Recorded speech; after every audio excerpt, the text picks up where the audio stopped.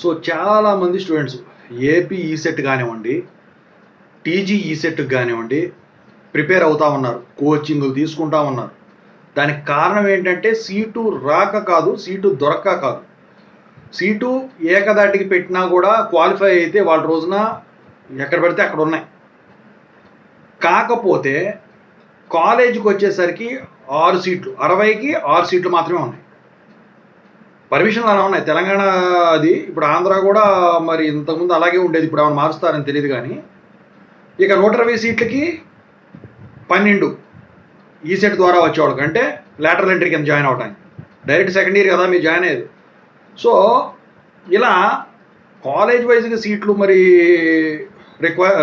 Condition ఉన్నప్పుడు మరి మంచి కాలేజీలో సీట్ రావాలి కదా.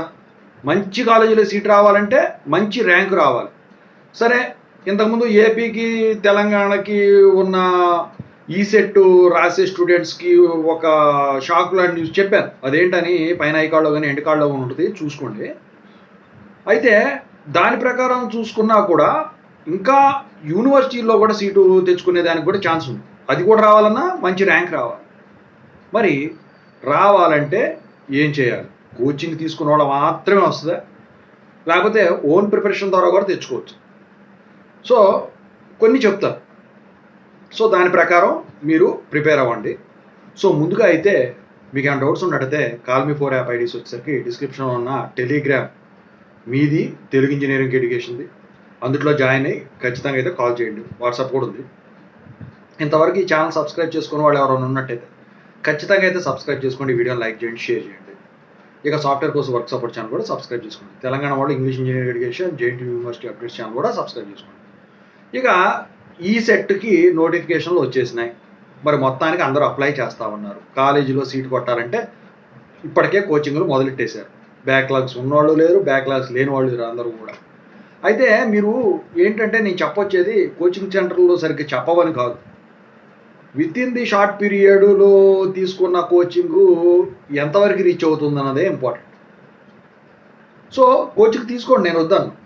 కాకపోతే మీ సెల్ఫ్ స్టడీ కూడా ఉండాలి. అయితే ఇక్కడ మీరు డిప్లొమా వాళ్ళకి వచ్చేసరికి ఎక్కువ శాతం, 100లో 90% మందికి మ్యాథమెటిక్స్ సబ్జెక్ట్స్ అంత ఇదిగా పర్ఫెక్ట్ కాదు. మరి ఈ సెట్లో మరి మ్యాథమెటిక్స్ కూడా ఇస్తారుగా. ఇంగ్లీష్ ఇలాంటివి ఇవ్వరు అనుకోండి, అది వేరే విషయం. అది అంటే మీ బ్లూ ప్రింట్ చూస్తే తెలిసిపోదు. మరి మ్యాథమెటిక్స్ సబ్జెక్టు మరి వీక్ అయినప్పుడు ఎగ్జామ్లో అంటే సప్లీ రాసుకోవచ్చు, కానీ ఈ సెట్ అనేది కాంపిటేటివ్ ఎగ్జామ్ కాబట్టి ఏం చేయాలి? మీరు ఖచ్చితంగా దాని మీదే ప్రాక్టీస్ చేయాలి. అంటే కోచింగ్ తీసుకుంటే మ్యాథమెటిక్స్ సెపరేట్గా చెప్పేవాళ్ళు ఎవరన్నా ఉన్నారు. ఎందుకంటే మీరు డిప్లొమాలో చదివేది రాసేది డిస్క్రిప్టివ్ వేరు, కాంపిటేటివ్లో ఆప్షన్స్ పెట్టడం వేరు, చాయిస్. ఓకేనా? సో చూస్ ది ఆప్షన్స్ ఉంటాయి కదా. సో దానికి టైం లిమిట్ అనేది ఈ సెట్ దానికి వెరీ వెరీ ఇంపార్టెంట్. సో మీరు డిప్లొమా ఎగ్జామ్స్లో అర్ధగంట కూడా ఒక ప్రాబ్లం చేస్తారు, కానీ ఇక్కడ అర్ధగంట టైం తీసుకుంటే ఎన్ని బిట్లు పోతాయి. అందుకనే సెకండ్స్లో చేసే విధంగా, నిమిషాల్లో కూడా కాదు, సెకండ్స్లో చేసే విధంగా ఉండాలి. సో మీరు కోచింగ్ తీసుకోవాలనుకుంటే మ్యాథమెటిక్స్ సబ్జెక్ట్ తీసుకోండి. ఆ తర్వాత కోర్ సబ్జెక్టుల మీద వీక్గా ఉన్నారనుకోండి, సో ఏ సబ్జెక్టులో వీక్ ఉన్నారో వాటి మీద మీరు కోచింగ్ తీసుకోండి. ఇక మిగతా సబ్జెక్టులు మీకు ఏదైతే ఈజీ అనుకున్నారో ఆ కోచింగ్ సెంటర్లో మెటీరియల్ ఏవైతే ఉంటాయో అవి తీసుకొని, మీకు అంతవరకు అంటే ఎవరు ఏదో ఒకటి చెప్పుకోవాలి కానీ తీసుకొని వాటి ద్వారా ప్రిపేర్ అవ్వండి. లేకపోతే ఆన్లైన్లో బుక్ చేసుకుంటే మీకు నెంబర్ ఆఫ్ మెటీరియల్స్ ఉంటాయి. అప్పుడు మీకు మంచి స్కోరింగ్ వచ్చేదానికి ఛాన్స్ ఉంటుంది. అది తెలంగాణ అయినంతే, ఏపీ అయినా అంటే ఈ సెట్. ఓకేనా? ఎందుకంటే వాళ్ళ రోజున బాగా కాంపిటీషన్ అనేది పెరిగిపోయింది. ఓకేనా? సో మీరు 100 బిట్లు ఉన్నాయనుకోండి, సపోజ్ ఓసీ స్టూడెంట్స్ అనుకోండి, 80 బిట్లు కనుక కరెక్ట్గా చేస్తే మీకు యూనివర్సిటీలోనే సీట్ వస్తుంది. 80 పైన. ఇంకా మంచిగా చేసుకోవాలనుకుంటే ఇంకా పైన తెచ్చుకోవద్దని కాదు, మామూలుగా చెప్తున్నాను. ఏదో గ్రూప్ అంటే అన్ని గ్రూపుల పరంగా చెప్తున్నాను. ఇవాళ రోజున ఇక బీసీ వాళ్ళు అనుకోండి, వాళ్ళకు 70, ఆల్మోస్ట్ ఈ రెండు ఒకటే. ఇక ఎస్సీ ఎస్టీకి వచ్చేసరికి వాళ్ళలో కాంపిటీషన్ కూడా పెరిగింది, 65%. ఓకేనా? అయితే ఈ పర్సెంట్ అంటే 65 బిట్స్. సో ఇది ఇలా గుర్తుంచుకోండి. అంటే యూనివర్సిటీలో సీట్ రావాలంటే మాత్రం ఇంకొక 5 బిట్లు ఎక్కువ వేసుకోండి నేను చెప్పిన దానికన్నా. అయితే ఇక్కడ మీరు గమనించాల్సింది ఒకటి ఉంది. గ్రూపుల వైజ్గా కాంపిటీషన్ అయితే ఉంది.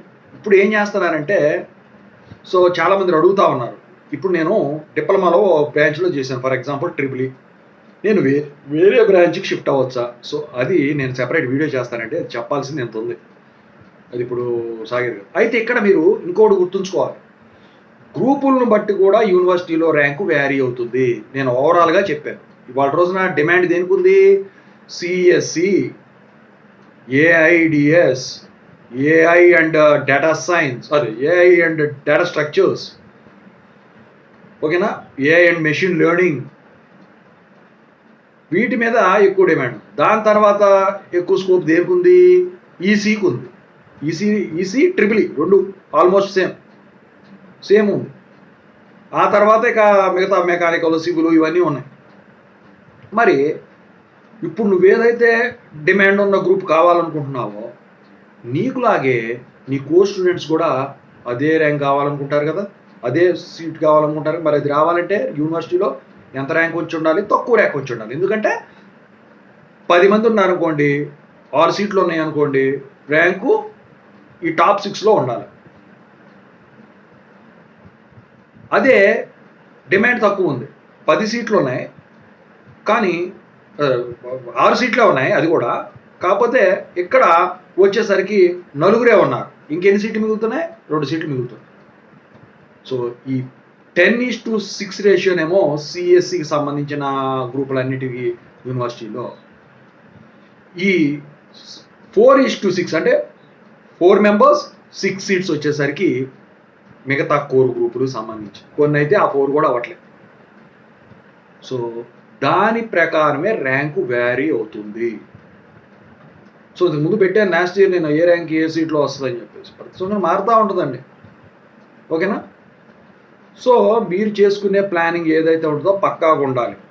ఒకటి, కష్టపడితే కాదండి, టైం సెన్స్ తెలియాలి కాంపిటేటివ్ ఎగ్జామ్స్కి. సెకండ్లోనే మొత్తం పూర్తయిపోవాలి. సో మీ సెల్ఫ్ స్టడీస్ పెట్టుకోండి. మీకు ఏమి క్వశ్చన్ ఇస్తారో తెలియకపోతే అసైన్మెంట్స్ లాంటి ఎగ్జామ్స్ క్వశ్చన్ పేపర్ కూడా మోడల్ పేపర్స్ అమ్ముతారు వాళ్ళు, అవి ఆన్సర్స్ చూసుకొని పెట్టమని కాదు, ఆన్సర్స్ చూడకుండా ఒకసారి 100 బిట్స్కి పెట్టుకొని ఒక పేపర్ చూసి, ఒక పేపర్ చూడకుండా చేసేసేసి ఎన్ని మార్కులు వస్తాయో చూసుకోండి. ఆ తర్వాత దాంట్లో చేసిన తప్పుని నేర్చుకోండి. ఆ తర్వాత నెక్స్ట్ పేపర్కి వెళ్ళండి. ఇలా చేసినట్టయితే మీకు మంచి కాలేజీలో ఖచ్చితంగా అయితే సీట్ వస్తుంది. కాలేజ్ అని కూడా నేను చెప్పను, యూనివర్సిటీ, ఎందుకంటే వాళ్ళ రోజున అన్నీ కూడా అటానమస్ కాలేజీలే ఉన్నాయి, ఓకేనా. సో ఇది ఏపీ కానీ టీజీ కానీ ఈసెట్కి ఎగ్జామ్కి వెళ్ళే వాళ్ళకి ఇంపార్టెంట్ టిప్స్, ఓకేనా. Thank you so much.